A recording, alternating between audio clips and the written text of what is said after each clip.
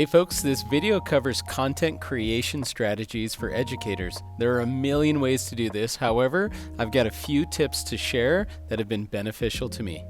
Okay, so let's start with backwards planning. I would recommend unpacking the content standard and then determining how students will engage in discourse. Once I know what I want my students to do, I'm going to create exemplary work and I'm going to record the entire process.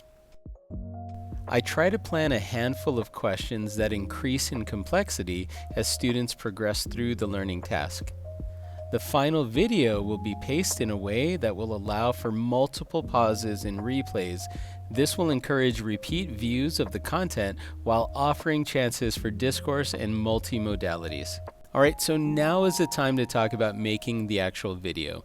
Here's a general sequence that I follow when I produce videos, and as mentioned earlier, I've already made a bunch of videos and I've collected footage and an exemplary response tied to the content standard.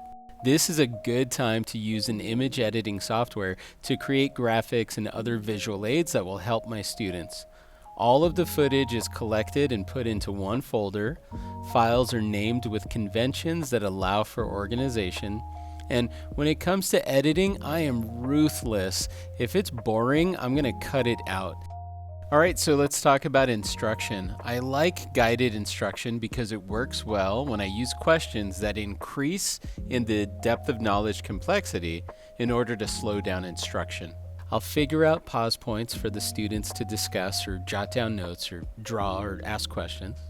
And there tend to be 2 or 3 points where we stop in a typical 3-minute video. Usually it takes about 10 minutes to get through the entire instruction. I like giving students a blank handout at the beginning of the class so that way I can reveal the questions one at a time. And then I also have the handout filled out prior to delivering instructions because it helps me guide the conversation when students misunderstand the learning task. Alright, time for resources.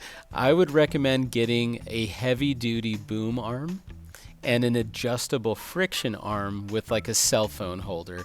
I know that was a lot, but I'll put some links down below. But this is a really handy combo that'll give you much more flexibility than a standard tripod.